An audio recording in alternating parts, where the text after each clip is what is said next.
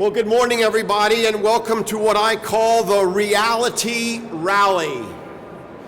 A rally to put our faces and to put our voices, our collective spirit of everybody in the Rotunda today.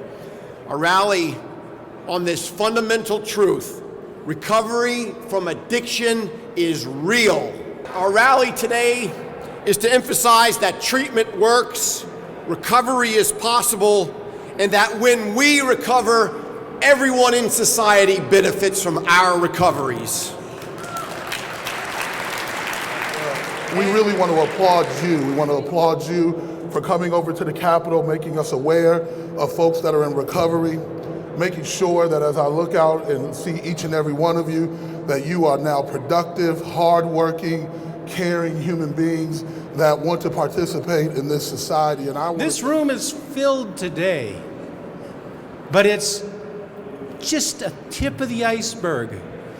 How many of you people have 4, 5, 6, 7 family members that wake up every day or every week and say, my God, am I glad they're sober or in recovery today? Politics is a contact sport.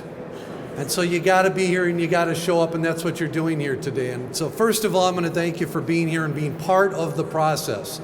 This is government of, by, and for the people. And you're here doing that. I want to say one thing. Recovery works.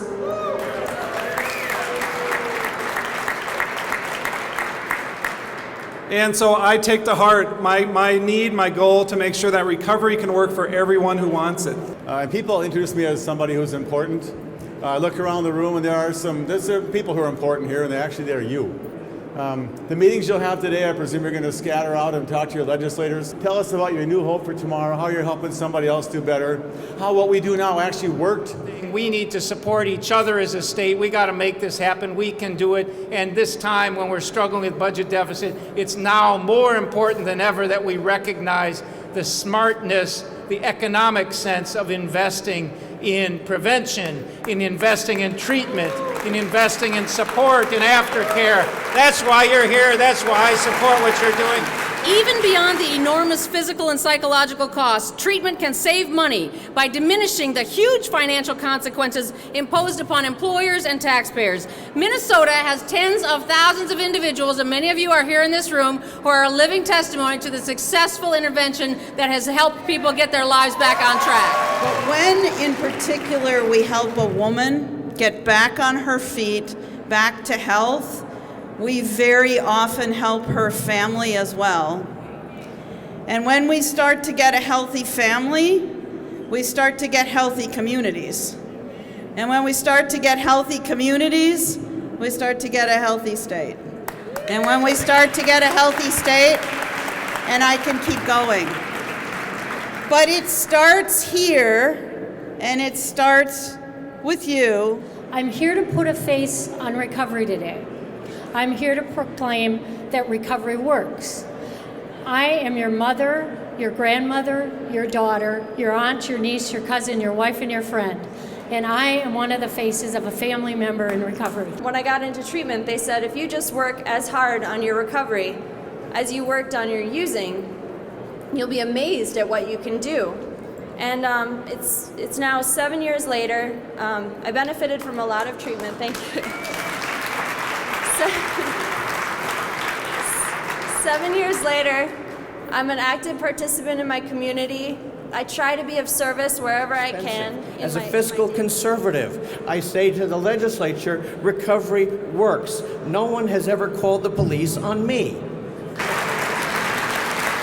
I contribute to this state, county, and city. I don't cost anything. Recovery works on a fiscal basis. What all of this has shown me is that we, and I mean a collective we, can rebuild our lives through recovery, have a great overall experience, and make a positive impact on others.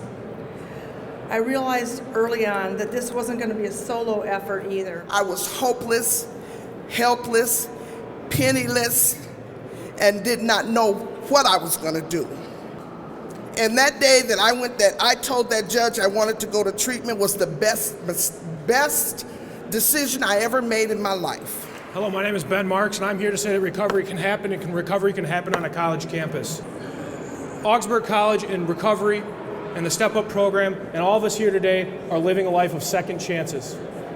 And the important thing about living a life of second chances is what we do with them. We're trying to carry this message to the people that make the decisions about what kind of funding goes to what kind of places. This is a war. Look here. Don't end up sleeping through a revolution. Let's not give up. Let's understand that it's about the big picture. And the big picture is you and you and As you go out today, please, please engage your legislators. Tell them if you're going to cut, and they need to cut, but if you're going to cut, before you cut $1 in services to vulnerable populations, cut some of the red tape that we need to get in and to operate. I hope this is a beginning where we start standing up and being counted. Thank you.